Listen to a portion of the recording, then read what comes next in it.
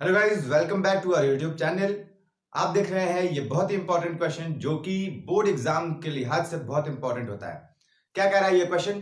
Question कह रहा है कि एक क्यूबिकल वुडन ब्लॉक है जिसमें से एक हेमिस्फेरिकल डिप्रेशन किया जा रहा है जो कि अंदर की ओर काटा जा रहा है उसको और उसको निकाल करके बाहर कर दिया जा रहा है।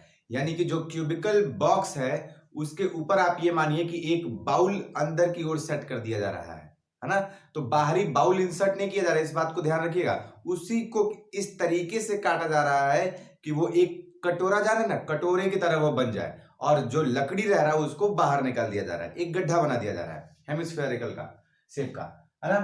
तो यहां पे ये कह रहा है कि जो यहां पे ये था, क्या बोलते, क्यूब जो था, तो क्यूब का जो एज है वो एल है और वो एल जो है वो हेमिस्फेयर के लिए डायमीटर हो जा रहा है।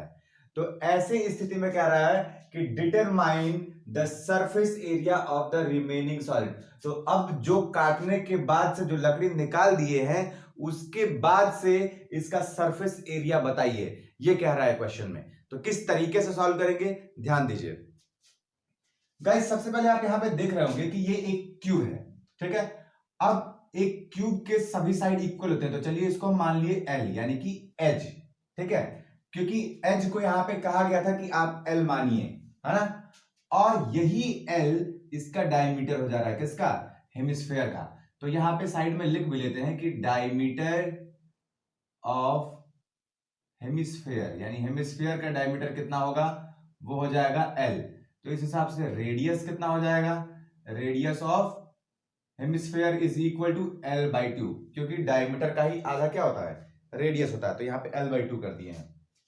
और एज ऑफ क्यूब कितना हो जाएगा, एल।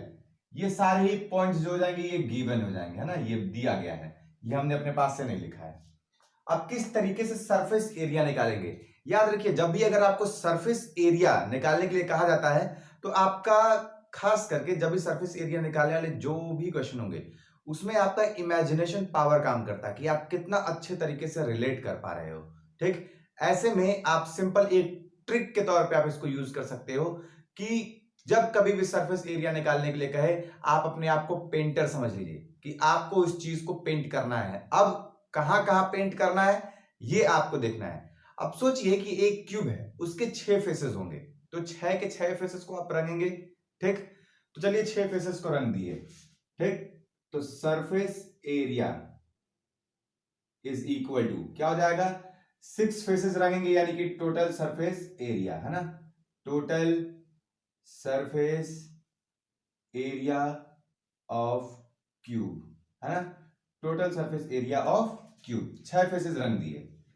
लेकिन आप जरा सोचिए कि 6 फेसेस तो रंगेंगे हम, तो क्या ये जो हम यहाँ पे गड्ढा हेमिस्फेरिकल जो डिप्रेशन किए हैं, ये जब ऊपर से ओपन है तो ये तो फेस रहेगा नहीं, ये कंप्लीट फेस नहीं रहेगा, थोड़ा बहुत बचे रहेंगे। आप कभी भी एक क्यूब के ऊपर अगर हेमिस्फेयर काटेंगे तो इसका मतलब ऊपर का पूरा खत्म नहीं हो जाएगा, थोड़ा तो बचा ही रहेगा, ठीक है।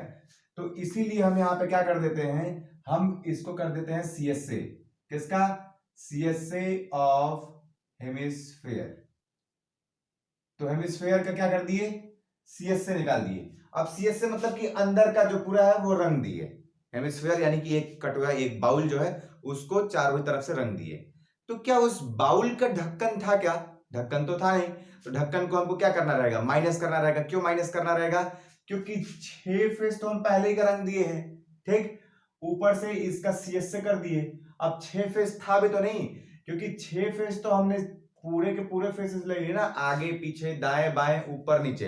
लेकिन ऊपर क्या था, ऊपर गड्ढा था, ऊपर का फेस था ही नहीं। तो गड्ढा किस शेप का था, गड्ढा था सर्कुलर शेप का, ठीक। तो इसीलिए यहां पे क्या कर देंगे हम, यहां पे हम माइनस कर देंगे बेस एरिया।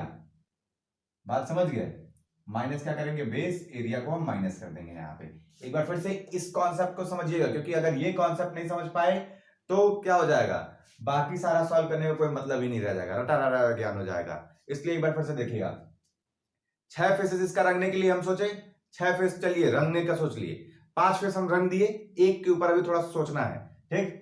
अब उससे पहले हम क्या कर दिए कि भाई यहाँ पे एक हेमिस्फेरिकल डिप्रेशन था, इसका सीएस से निकाल दें, निकाल दिए, सीएस से दोनों को जोड़ दिए। अब यहाँ पे अगर हम 6 फेस लिए थे तो ऊपर तो अगर हम 6 फेसेस वाला एक क्यूब रखते हैं और उसमें ऐसे गड्ढा करते हैं तो जाहिर सी बात है कि ऊपर का पूरा फेस तो हमको पेंट करने की जरूरत नहीं पड़ेगी, क्योंकि गड्ढे में पेंट थोड़ी ना करेंगे। अब ब्रश लेके ऐसे हवा में हिलाएंगे तो पेंट थोड़ी ना कर पाएंगे। ठीक, तो ये गड्ढा था, तो ऐसे में क्या किए कि गड्ढा किस शेप का था, शेप को देखे तो शेप क्या, कौन सा गड्ढे का शेप था, वो हेमिस्फेयर तो नीचे की ओर था, लेकिन हेमिस्फेयर का ऊपर वाला पार्ट सर्कुलर होता है, यानी कि ये सर्कुलर शेप ऊपर होगा, तो इसीलिए उसको क्या कर दिया, माइनस कर दिया, क्योंकि ये तो गड्ढा हो गया था ऊपर। ठीक है, ऊपर कोई भी फेस रह नहीं गया था, तो माइनस बेस एरिया कर दिए। अब फॉर्मूला देखिए क्या हो जाएगा, फॉर्मूला अब बहुत आसान हो जाएगा।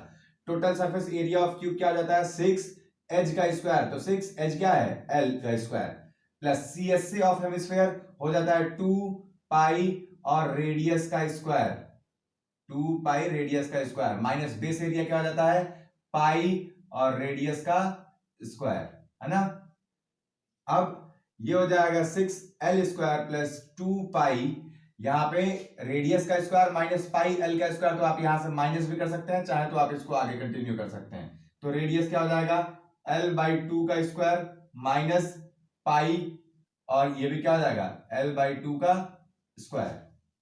अब ये हो जाएगा 6L का स्क्वायर 2 पाई एल का स्क्वायर माइनस पाई एल का स्क्वायर, तो 2 पाई एल का स्क्वायर L/2 का स्क्वायर है, उसमें से एक L/2 के स्क्वायर को माइनस कर देंगे तो क्या बच जाएगा, अभी भी 1 पाई L/2 का स्क्वायर बच जाएगा। तो ये हो जाएगा 6L का स्क्वायर प्लस पाई को पाई ही रहने दीजिए, L का स्क्वायर हो जाएगा क्या, L का स्क्वायर, और 2 का स्क्वायर हो जाएगा 4। ठीक, अब यहां से दोनों में से L का स्क्वायर आप कॉमन निकाल सकते हैं, तो L का स्क्वायर निकल गया कॉमन, ये हो जाएगा 6 प्लस ये हो जाएगा पाई बाई 4। अब इसको सॉल्व कर लीजिए, ये L का स्क्वायर, ये हो जाएगा ऊपर 24 प्लस पाई नीचे 4, है ना। इसको बहुत अच्छे तरीके से लिखना चाहें तो लिख सकते हैं क्या, surface area is equal to L का स्क्वायर, ये हो जाएगा कितना 24 प्लस पाई, और ये 4 को लेते आइए यहाँ पे, ताकि ये थोड़ा स्टैंडर्ड फॉर्म हो जाता है और कुछ नहीं। ठीक है, और क्योंकि कोई भी यूनिट नहीं दिया गया है इसलिए स्क्वायर यूनिट लिख लीजिए। ठीक है, क्योंकि एरिया हमेशा ही स्क्वायर यूनिट में होता है, यूनिट पे हाफ मार्क्स मिलते हैं गाइस, तो इसके लिए इसको ध्यान दीजिएगा कि यूनिट ना छूटे। ठीक, तो ये रहा आपका पूरा सोल्यूशन, उम्मीद है कि आपको समझ में आया होगा। अगर आपको ये सोल्यूशन समझ में आया तो वीडियो को लाइक करना ना भूलिएगा, कमेंट करके जरूर बताइएगा, और चैनल को सब्सक्राइब करना बिल्कुल भी ना भूलिएगा। आपका एक एक कमेंट हमें मोटिवेशन देता है, तो प्लीज आप कमेंट करना बिल्कुल भी मत भूलिएगा।